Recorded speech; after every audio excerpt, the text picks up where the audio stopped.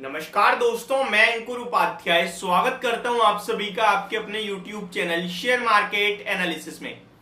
चार fundamentally strong counters आपको 10 से 20% की डिस्काउंट में मिल रहे हैं। अब फंडामेंटली स्ट्रॉन्ग है, ब्लू चिप है, लार्ज कैप्स हैं, बाजार के हाथी दिग्गज हैं, इससे ज्यादा तो करेक्शन में मिलेंगे नहीं।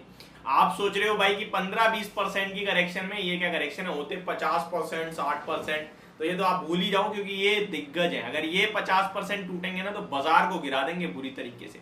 स्टार्ट करते हैं एंड एक एक करके सारे स्टॉक्स आप सभी के साथ डिस्कस करता हूं। इनके फंडामेंटल्स में कोई कमी नहीं है, इनके फाइनेंशियल्स में कोई कमी नहीं है। जो ग्रोथ 3 साल पहले थी उसी रफ्तार से आगे ग्रो कर रहे हैं और ग्रोथ की रफ्तार कम नहीं हो रही है, बढ़ बेसक रही हो। लेकिन यहां पे जो आप लोगों के लिए फेवरेबल चीज है वो ये कि स्टॉक का प्राइस नहीं बढ़ा है, मौका मिल रहा है खरीदने का।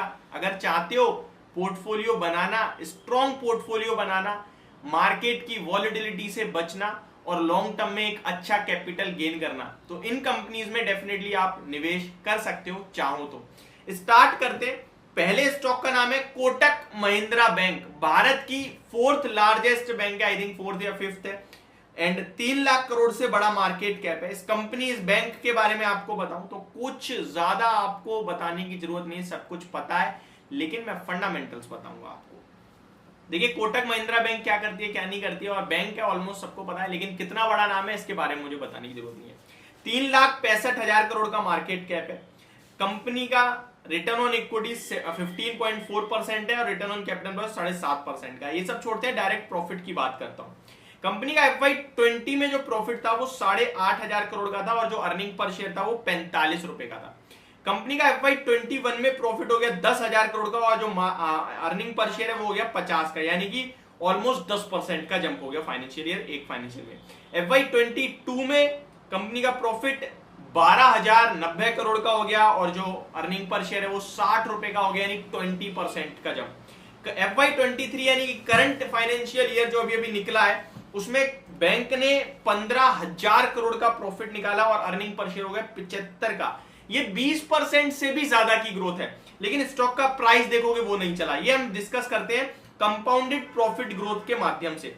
3 साल की कंपाउंडेड प्रॉफिट ग्रोथ 20% है, लेकिन स्टॉक का प्राइस केवल 11% का है। शेयर होल्डिंग पैटर्न में पब्लिक के पास केवल 13% है, बाकी FII, DIIs और प्रमोटर्स के पास है। तो पहला स्टॉक था कोटक महिंद्रा बैंक और आपको फाइनेंशियल्स बताएं कि कैसे ग्रो हो रही है, बट स्टॉक का प्राइस डिस्काउंट में मिल रहा है। नेक्स्ट भी एक और बैंकिंग है और ये HDFC बैंक। रिसेंटली मर्जर हो गया है, पूरी डिटेल ऑलमोस्ट आ गई है। 30 जून यानी कल के सेशन में बोर्ड मीटिंग है और डिटेल जो बची हुई है वो आ जाएंगी। बैंक ने क्लियरली बोला है कि भैया 13 जुलाई डीलिस्टिंग की डेट हो सकती है, लेकिन ये चेंज भी हो सकती है, इसी के आसपास आएगी। वो सारी चीजें कल क्लियर हो जाएंगी, इसके बारे में ऑलरेडी डिस्कस कर चुका हूं। यहां मैं आप सभी के साथ फंडामेंटल्स पे बात करूंगा। 9,36,000 करोड़ का मार्केट कैप, भारत की सबसे बड़ी बैंक, और ये मर्जर के बाद तो भारत की सेकंड सबसे बड़ी कंपनी ही हो जाएगी ये।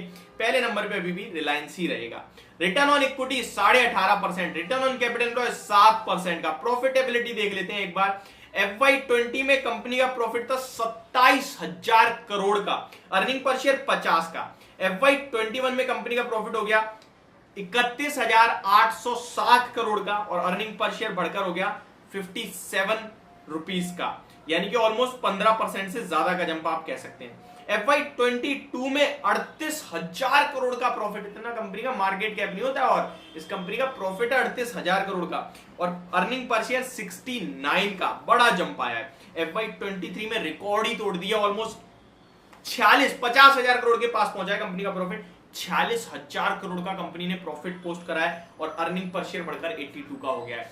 इस फाइनेंशियल मुझे लगता है 50,000 करोड़ का मार्केट के प्रॉफिट डेफिनेटली ब्रेक होगा और अब तो HDFC का मर्जर हो जाएगा, तो ये प्रॉफिट बहुत ही ऊपर आसमान छूने वाला है। कंपनी का कंपाउंडेड प्रॉफिट ग्रोथ 3 साल की 19% है, लेकिन प्राइस 16% बढ़ा है। 5 साल का प्रॉफिट ग्रोथ 20% है, लेकिन स्टॉक का प्राइस 10% बढ़ा है। शेयर होल्डिंग पैटर्न में पब्लिक के पास यहां भी केवल 13% है, बाकी सब FII, DIIs के पास है। थर्ड स्टॉक की तरफ चलते हैं। भारत की सबसे बड़ी कंपनी रिलायंस, 2530 का भाव है। कंपनी के बारे में बात करें तो आपको पहले मैं प्रॉफिट बताना चाहूंगा। ये सबसे ज्यादा प्रॉफिट बनाने वाली कंपनी है भारत में। FY20 में प्रॉफिट था 40,000 करोड़ का, अर्निंग पर शेयर था 58 रुपए का। FY21 में कंपनी का प्रॉफिट हो गया 53,700 करोड़ का और अर्निंग पर शेयर बढ़कर हो गया सीधे 77 का। FY22 में कंपनी ने प्रॉफिट पोस्ट करा 67,800 करोड़ का और अर्निंग पर शेयर बढ़कर हो गया 90 का। और FY23 यानी रिसेंट में 74,000 करोड़ से भी ज्यादा का कंपनी ने प्रॉफिट पोस्ट करा है और अर्निंग पर शेयर ऑलमोस्ट हो गया है 100 का। शेयर होल्डिंग पैटर्न की बात करें तो सारा का सारा माल कहीं ना कहीं बड़े लोगों के पास है, ऑलमोस्ट केवल 10% पब्लिक के पास है। तो ये तो गया थर्ड स्टॉक। अब लास्ट है आईटी दिग्गज TCS, मार्केट कैप 11,76,000 करोड़ का, अर्निंग पर प्रॉफिटेबिलिटी बताता हूं। FY20 में कंपनी का प्रॉफिट 32,000 करोड़ का था, 86 का अर्निंग पर शेयर था। FY21 में कंपनी का प्रॉफिट फिर से 32,000 करोड़ का रहा, 87 का अर्निंग पर शेयर हुआ, एक थोड़ा सा स्लाइडली जमता, लेकिन 22 में तगड़ा जम 38,500 करोड़ का प्रॉफिट, 104 का अर्निंग पर शेयर। और अभी रिसेंटली 42,300 करोड़ का प्रॉफिट एंड 115 का earning per share. Share holding pattern यहाँ बहुत ही ज्यादा इंटरेस्टिंग है, केवल 5% पब्लिक के पास है, बाकी सब प्रमोटर FIDIs के पास है। तो ये 4 स्टॉक हैं जो लॉन्ग टर्म में डेफिनेटली आपकी वेल्थ को क्रिएट करने का काम करेंगे। Thank you so much for watching this video, have a great day guys.